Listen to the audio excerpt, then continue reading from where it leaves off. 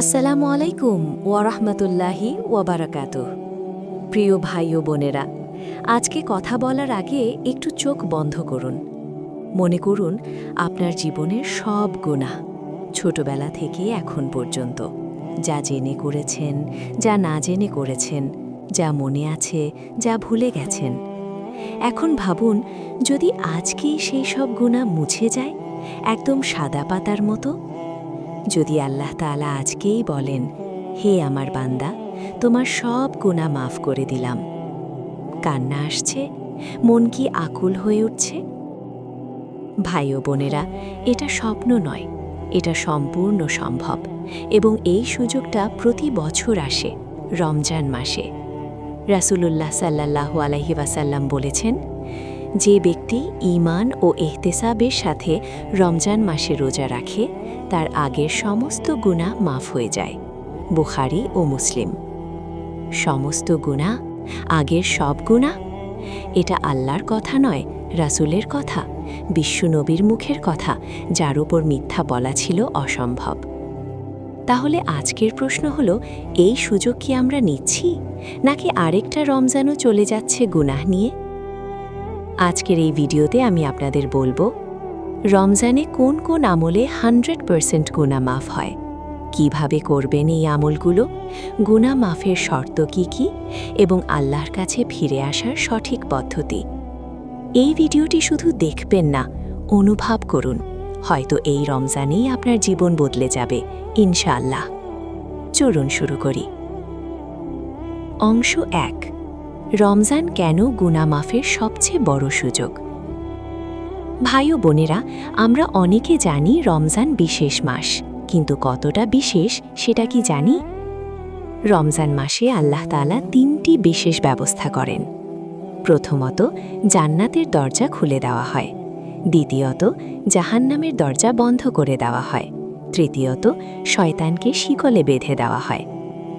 রাসূল সাল্লাল্লাহু আলাইহি ওয়াসাল্লাম বলেছেন, রমজান মাস এলে জান্নাতের দরজাগুলো খুলে দেওয়া হয়, জাহান্নামের দরজাগুলো বন্ধ করা হয়, শয়তানকে শিকলে বাঁধা হয়।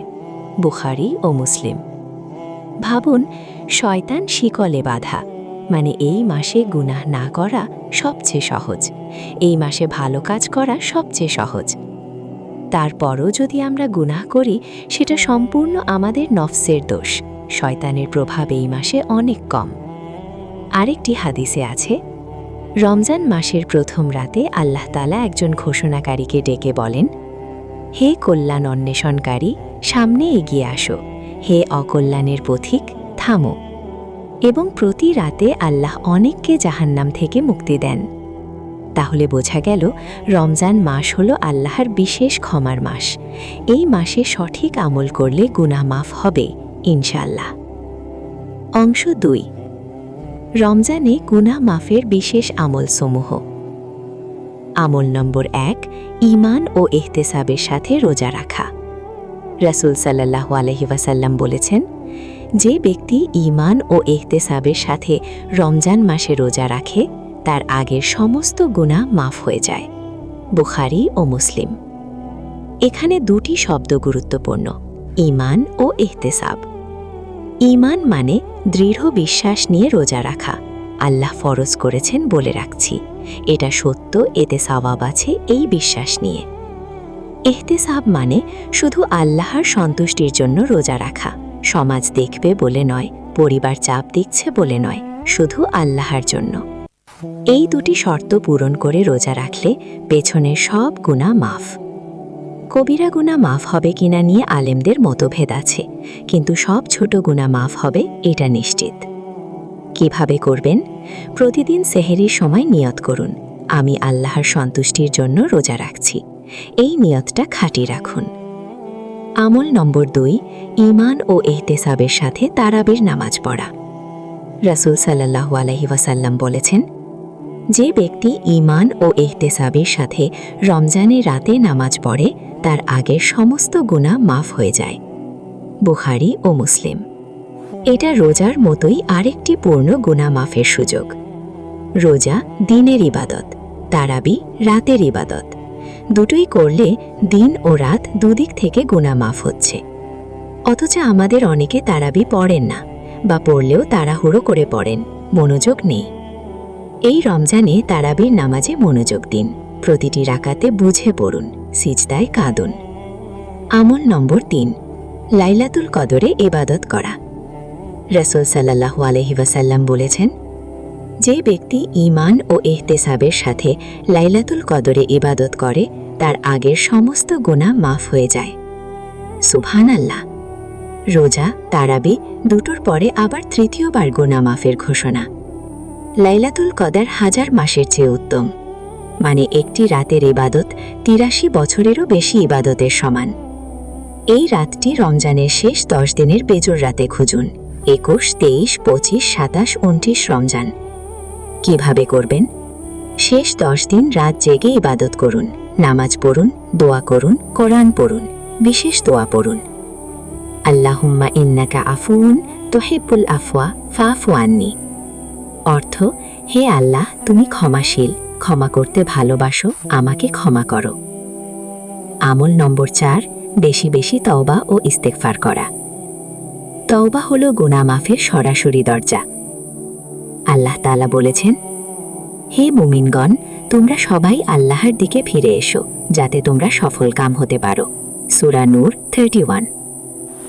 রাসূল সাল্লাল্লাহু আলাইহি ওয়াসাল্লাম বলেছেন, যে ব্যক্তি গুনাহ থেকে তওবা করে সে এমন যেন কোনো গুনাহই করেনি। ইবনে মাজাহ। রমজান মাসে প্রতিদিন কমপক্ষে 100 বার ইস্তেগফার পড়ুন। ইস্তেগফারের সেরা দোয়া সাইয়্যিদুল ইস্তেগফার। আল্লাহুম্মা আনতা রাব্বি লা ইলাহা ইল্লা আনতা খালাকতানি ওয়া আনা আবদুকা ওয়া আনা আলা আহদিকা ওয়া ওয়া'দিকা মাস্তাতাতু আউযু বিকা মিন শাররি মা সানাতু আবুউ লাকা বিনি'মাতিকা আলাইয়া ওয়া আবুউ বিযামবি ফাগফিরলি ফাইন্নাহু লা ইয়াগফিরুয যুনুবা ইল্লা আনতা। রাসূল সাল্লাল্লাহু আলাইহি ওয়াসাল্লাম বলেছেন, যে ব্যক্তি দিনে এই দোয়া পড়বে এবং সন্ধ্যার আগে মারা যাবে সে জান্নাতি, আর যে রাতে পড়বে এবং ফজরের আগে মারা যাবে সেও জান্নাতি। আমল নম্বর 5, বেশি বেশি সাদকা করা। রাসূল সাল্লাল্লাহু আলাইহি ওয়াসাল্লাম বলেছেন, সাদকা গুনাহকে এমনভাবে মুছে দেয় যেমন পানি আগুন নিভিয়ে দেয়। তিরমিজি। এবং রাসূল সাল্লাল্লাহু আলাইহি ওয়াসাল্লাম রমজান মাসে সবচেয়ে বেশি দান করতেন। তাকে বলা হতো তিনি প্রবাহিত বায়ুর চেয়েও বেশি দান করতেন। রমজানে প্রতিটি নেকি বহুগুণ বাড়ে, তাই এই মাসে দান করলে সওয়াব অনেক বেশি। কিভাবে করবেন? আমল নম্বর 9, জিহ্বা, চোখ ও কান হেফাজত করা। রমজানে গুনাহ থেকে বিরত থাকাটাও একটি বড় আমল। রাসূল সাল্লাল্লাহু আলাইহি ওয়াসাল্লাম বলেছেন, রোজার ঢাল স্বরূপ তোমাদের কেউ রোজা রাখলে যেন অশ্লীল কথা না বলে, চিৎকার না করে। বুখারী। রমজানে গুনাহ না করা মানে গুনাহের পাল্লা হালকা হওয়া এবং নেকির পাল্লা ভারী হওয়া। প্রতিদিন রাতে শুয়ে নিজেকে জিজ্ঞেস করুন, আজকে কি জিহ্বা দিয়ে কাউকে কষ্ট দিয়েছি, চোখ দিয়ে হারাম দেখেছি, কান দিয়ে হারাম শুনেছি? 1, আমল নম্বর 10, বেশি বেশি দরুদ পড়া। রাসূল সাল্লাল্লাহু আলাইহি ওয়াসাল্লাম বলেছেন, যে আমার উপর একবার দরুদ পড়ে আল্লাহ তার উপর 10টি রহমত নাজিল করেন, তার 10টি গুনাহ মাফ করেন এবং তার মর্যাদা 10 ধাপ বাড়িয়ে দেন। মুসলিম। রমজানে প্রতিদিন কমপক্ষে 100 বার দরুদ পড়ুন। সবচেয়ে সহজ দরুদ, আল্লাহুম্মা সাল্লি আলা মুহাম্মাদ। 1, আমল নম্বর 11, ইতিকাফ করা। রমজানের শেষ 10 দিন ইতিকাফ করা সুন্নতে মুয়াক্কাদা কিফায়া। রাসূল সাল্লাল্লাহু আলাইহি ওয়াসাল্লাম প্রতি রমজানের শেষ 10 দিন ইতিকাফ করতেন। ইতিকাফ অবস্থায় মানুষ দুনিয়া থেকে বিচ্ছিন্ন হয়ে শুধু আল্লাহর দিকে মনোযোগ দেন। এই অবস্থায় ইবাদত, দোয়া, তওবা সবকিছু আরও গভীর হয়। সম্পূর্ণ ইতিকাফ না করতে পারলেও মসজিদে বেশি সময় কাটান। 1, আমল নম্বর 12, ফজর ও আসরের নামাজ জামাতে পড়া।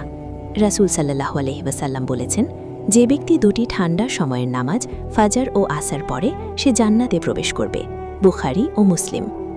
রমজানে ফজর ও আসরের নামাজ জামাতে পড়ার বেশি চেষ্টা করুন। ভাই ও বোনেরা, এখন একটি গুরুত্বপূর্ণ বিষয়।